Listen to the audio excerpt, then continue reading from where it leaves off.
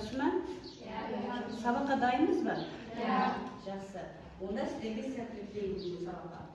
Бүгінгі сабақтың тақырыбы Шұғаның белгісіндегі кейіпкерлер әлемі. Біз бүгінгі сабақта не істеуіміз керек? Көркем шығарманың идеясына сай кейіпкерлер жүйесін анықтауымыз қажет. Бүгінгі сабақтың құндылығы адалдық, адамгершілік, жауапкершілік. Яғни бүгінгі сабақта біз өз бойымызға осы құндылықтарды даритын боламыз. Сабақты бастамас бұрын біз бейне көрініске назар аударайық.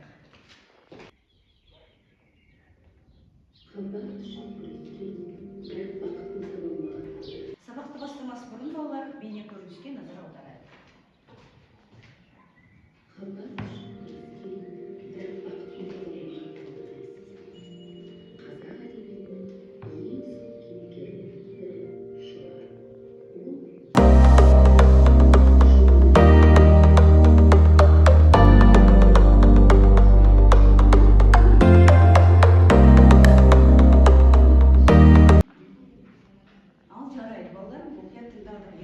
Енді бейне көріністің мазмұнына қарай, біз білеміз, балалар, бұл шығармамызды оқыдық, кейіпкерлерді барлығын білеміз.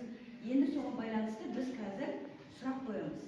Сиқырлы кітапша деген әдісі арқылы сұрақтарға жауап беретін боламыз. Қазір содан кейін әр сұрақтан кейін, яғни маған жауап себебі деген қалыптасушы бағалау арқылы біз бір-бірімізді бағалайтын боламыз. Оқушылар кітапты таңдап сұраққа жауап беріңдер. Қай кітаптарын келіп өздерің таңдайсыңдар ғой? Мен таңдаймыз.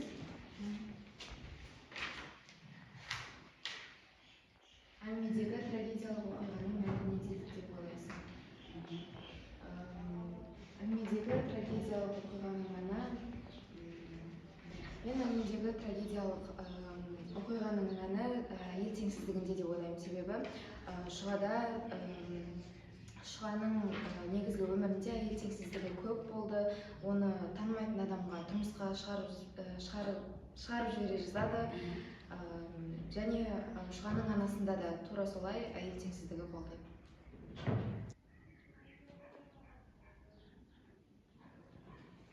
Әңгімеде ескі қазақ қоғамының қандай мәселелері көрініс тапқан?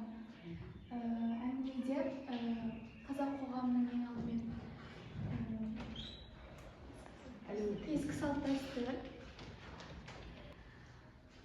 сонымен қатар ескі салт-дәстүр себебі ол кезде досына атастырып қойған үшін сол досына әйелді беру керек болды. Қыздың өзіне. Қайсысын жандаймыз? Шұғаның тағдырына әсер еткен басты әлеуметтік себептер қандай? Шұғаның тағдырына әсер еткен басты әлеуметтік себептер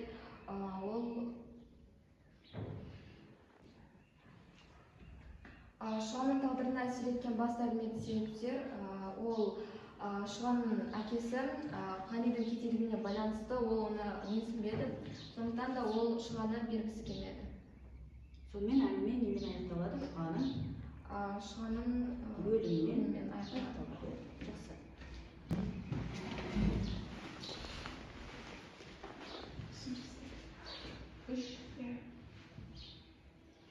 Шұға бейнесі арқылы автор қандай адамгершілік қасиеттерді көрсетеді? Қай сөздермен дәлелдесек болады ол шығармадан? Сонда айта аласың ба? Шұға қасым келгенде тәуір емеспін. Көңілін сұрап келгенде? Көңілін сұрағанда тәуірсің ба дегенде, жоқ, мен тәуір емеспін және тәуір болғым келмейді. Тәуір болғым да келмейді. Жақсы, жарайсың. Егер Шұғаның орнында болсаңдар не істер едіңдер? Керемет сұрады. Қай сөзден? Егер Шұғаның орнында болсаңдар не істедіңдер? Керемет сұрады. Мен әкесі рұқсат берген эпизодты алғым келіп тұр. Егер де әкем маған рұқсат беретін болса, мен ата-анам үшін, өзім үшін және де өзімнің махаббатым үшін соңына дейін күресер едім. Ал бұл жерде Шұға өзін тастап қойып жатыр. Ол өзіне сенбеді ме бәлкім. Ал мен оның орнында болатын болсам, әрбірден ата-анамның жалғыз қызы болғандықтан жалғыз қызынан айырмайын деп өмір сүрер едім. Жақсы, керемет. егер шуға қазіргі заманда дүниеге келетін болып өмір сүрсе, оның тағдыры қалай өзгерер еді? Ол қазіргі заманда дүниеге келетін болса, онда оның бұншалықты өмірі қиын болмас та еді. Өйткені қазіргі заманда салт дәстүрді онша қатты ұстанбайды. Және де Абдрахман екеуі де бақытты да баянды өмір сүретін еді. Салт дәстүрді қазіргі заманда онша қатты ұстанбайды. Жақсы, сұрақтарға жауап бердік. Енді кері байланыс. Маған ұнаған жауап себебі. Ал кім кері байланыс береді? Берім, жақсы. Маған ұнаған жауап ол Раянаның себебі ол мысалдар келтіріп өз ойын толығымен білдірді. Шығармадан өзіндеген мысал келтірді. Жақсы. Тағы кім жауап береді?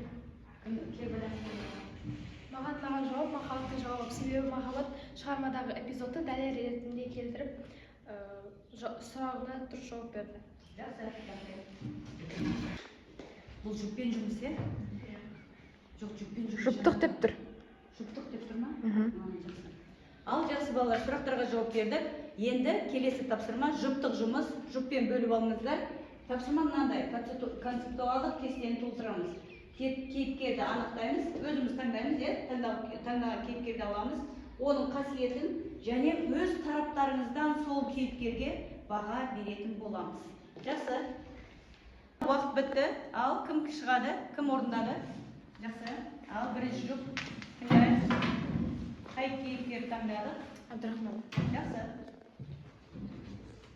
Абдрахман табанды махаббаты үшін соңына дейін күресетін жігіт. Менің бағам адамгершілігі мол, білімді, махаббатқа берік кейіпкер. Автор оны қазақ жастарына үлгі болатындай етіп бейнелеген. Оның бойынан ең басты қасиеті адамгершілік қасиетін байқаймыз. Және оның не көрсем де шұға үшін көремін деген сөздері мен үшін ерекше әсер қалдырды. Жақсы, өте жақсы. Келесі, тағы да қай жұп дайын? Жақсы, ал. Менің таңдаған кейіпкерім ол Шұға. Біздің таңдаған кейіпкеріміз Шұға. Шұғаның негізгі қасиеттері сұлулық, сыртқы келбетінің ерекше әдемілігі, адамгершілік, айналасына қамқор, кішіпейілді. Жақсы балалар, келесі тапсырма, үшінші тапсырма топтық жұмыс. Топпен жұмыс жасайтын боламыз. Ал, жауап береміз. Шұға уәдеге беріп пе? Махаббат. Шұға уәдеге беріп, өйткені ол Абдрахманды өмірінің соңына дейін күтті. Жақсы.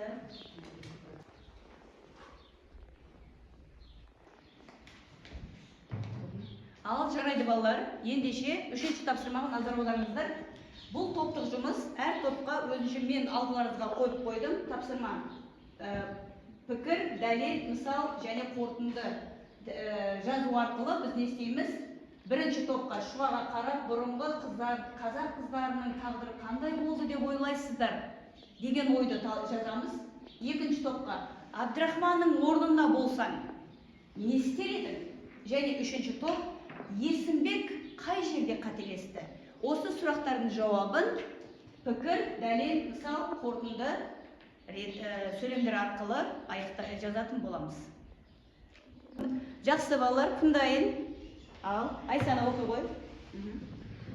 Бізге берілген сұрақ Шұғаға қарап бұрынғы қазақ қыздарының тағдыры қандай болды деп ойлайсыңдар? Менің ойымша Шұғаға қарап бұрынғы қазақ қыздарының тағдыры ауыр болған деп ойлаймын. Себебі ол кезде қыздардың өз таңдауына ерік бермей, ата-ананың шешімімен тұрмысқа шыққан. Қыздардың бостандығы шектеулі болды. Мысалы, Бақытсыз жамал және Еңін кебек шығармаларында да қыздардың сүймеген адамға ұзатылып бақытсыз өмір сүргені көрсетіледі. Шұғаға да бақыты үшін күресе алмай, қайғылы тағдырға ұшырады. Қорытындылай келе, бұрынғы қазақ қыздарының тағдыры қиын болды. Олар еркін өмір сүре алмай, қоғам заңына бағынуға мәжбүр болды. Өте жақсы, жарайсың. Расында да бұрынғы заманның қазақ қыздарының тағдыры оңай болмағанын біз көркем шығармалардан білсек болады, е? Жақсы. Келесі, жақсы, екінші топ. Бізге берілген сұрақ Абдрахманның орнында болса не істер едің? Егер мен Абдрахманның орнында болсам, Шұғаны жалғыз қалдырмай, соңына дейін күресер едім. Дәлел себебі шынайы махаббат адамға күш береді. Мысалы, Шұғаның белгісі шығармасында Әбдірахман мен Шұға бір-бірін қатты сүйсе де, олардың бақытына кедергілер көп болды. Әбдірахман мен әділетсіздік көріп, Шұға қайғыдан алып қалды. Қорытыла келе, адам өз бақыты мен махаббаты үшін күресе білу керек. Жақсы, рахмет. Келесі. Жақсы. Ал.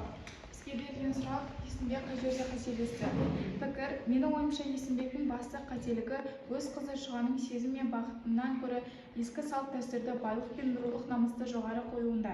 Дәлел: ол Әбдірахманның оқыған, мәдениетті азамат екеніне қарамастан, оны жала жауып ұстатып жіберуге келісім берді. Себебі ол Шұғаны теңі емес, кедей немесе жат рудың адамы деп есептеді.